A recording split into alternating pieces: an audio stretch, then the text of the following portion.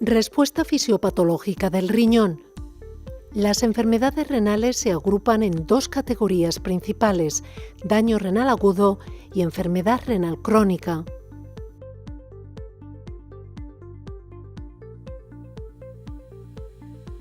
El daño renal agudo se caracteriza por una lesión aguda al riñón que da lugar a alteraciones funcionales o estructurales.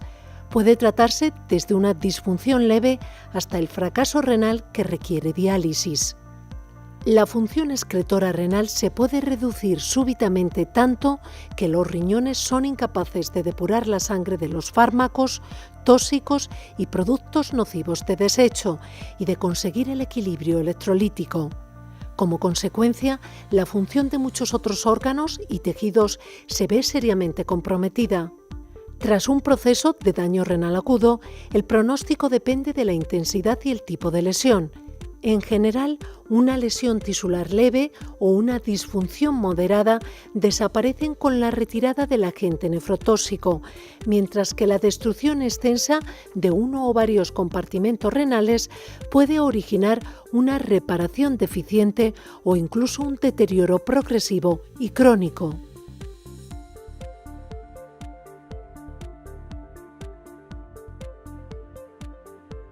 El daño renal agudo se clasifica en prerrenal, renal o postrenal, en función del mecanismo que lo desencadena. Las causas prerrenales y renales representan el mayor porcentaje de casos, aunque es frecuente observar una etiología multifactorial y que un mismo agente nocivo produzca simultáneamente efectos prerrenales y renales.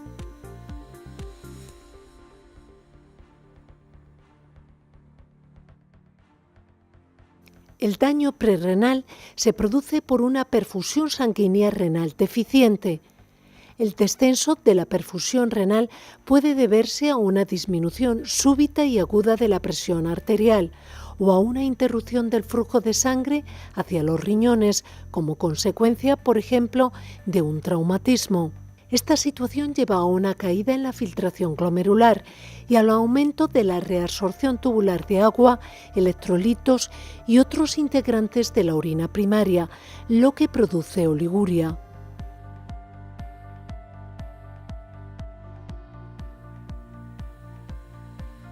El daño renal agudo, renal o intrínseco es una enfermedad del parénquima renal. Puede deberse a un proceso inflamatorio, toxinas, medicamentos, infecciones o disminución del riego sanguíneo. Como consecuencia, pueden verse afectados los túbulos, el glomérulo o el intersticio.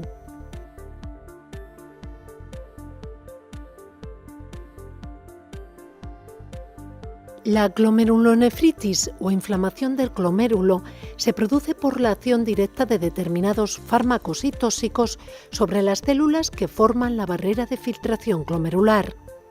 El glomérulo es el primer sitio de la nefrona que se pone en contacto con los agentes químicos. Los fármacos o tóxicos renales alteran las propiedades físico-químicas o producen contracción o relajación de la barrera de filtración. Como consecuencia, los tóxicos producen alteraciones en la selectividad del filtrado y en la tasa de filtración glomerular. Son ejemplos de este tipo de daño la ciclosporina, la anfotericina B y la gentamicina. La lesión glomerular inducida por sustancias químicas también puede estar mediada por factores endógenos extrarrenales, como ocurre en las reacciones de hipersensibilidad tipo 3. En este caso, los complejos inmunes circulantes se depositan en los glomérulos. En la glomerulonefritis membranosa suelen observarse neutrófilos y macrófagos dentro de los glomérulos. La liberación de citocinas y de radicales libres de oxígeno puede contribuir al desarrollo de la lesión glomerular. Los metales pesados, los hidrocarburos, la penicilina y el captopril pueden producir esta clase de lesión.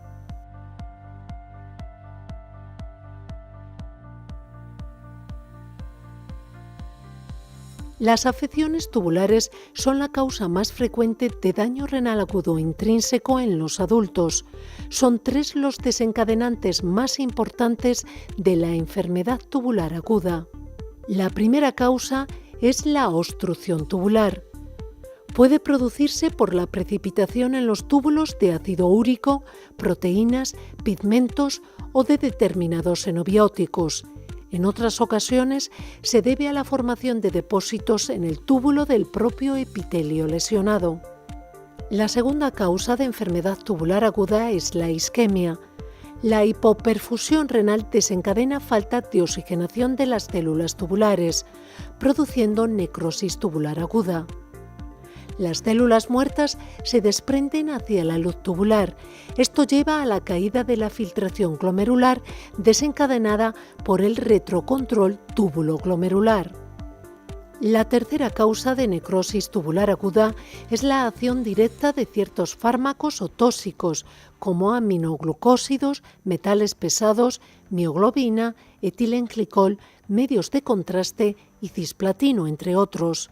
Al ser el riñón un órgano muy vascularizado, presenta gran capacidad de concentración de estas sustancias tóxicas en el túbulo, lo que lo hace más vulnerable.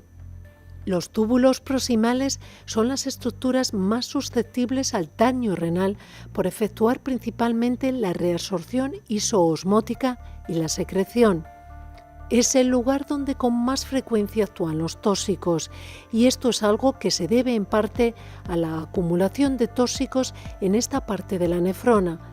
Además, las células del túbulo proximal parecen ser más sensibles a las lesiones isquémicas que las del túbulo distal. Los tratamientos de larga duración con fármacos, como los analgésicos y los AINES, pueden producir lesión medular.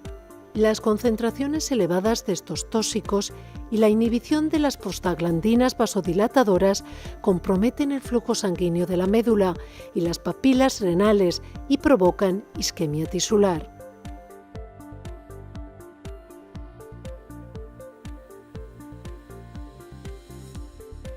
Las afecciones del intersticio se caracterizan por inflamación, dando lugar a la nefritis túbulo-intersticial aguda. Ocurre en casos de alergia a medicamentos, como los antibióticos y los AINES. La nefritis intersticial también puede ser secundaria a infecciones y enfermedades sistémicas.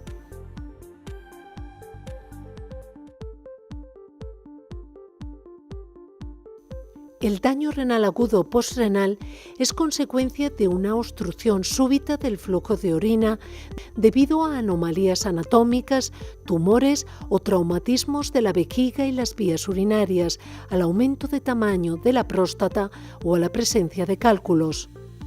Dado que un solo riñón posee la capacidad de depuración suficiente para excretar los productos de desecho, para que se produzca un daño renal agudo de causa obstructiva, es necesario que exista una obstrucción en la uretra o en ambos uréteres.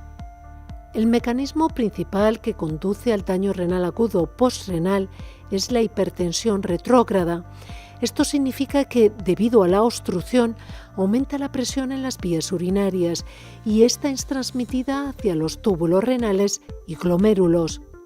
Como consecuencia, se produce un aumento de la presión hidrostática en el espacio de Bowman, que disminuye la presión de filtración y con ello la filtración glomerular.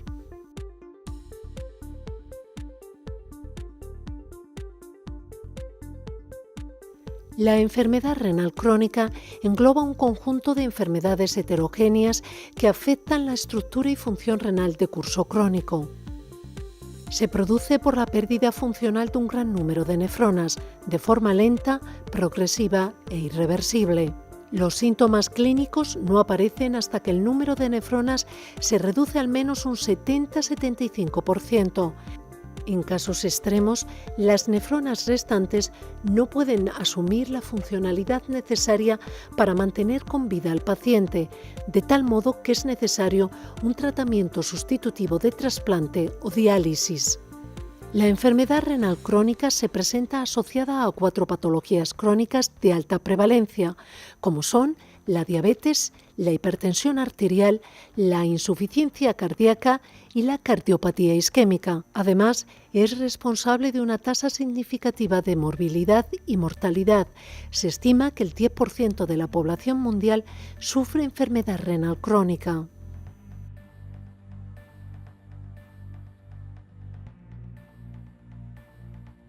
Por la pérdida de nefronas que ocurre en la enfermedad renal crónica, aumenta el flujo sanguíneo en las nefronas supervivientes, lo que conlleva un aumento de la presión hidrostática y finalmente se desencadena hipertensión glomerular.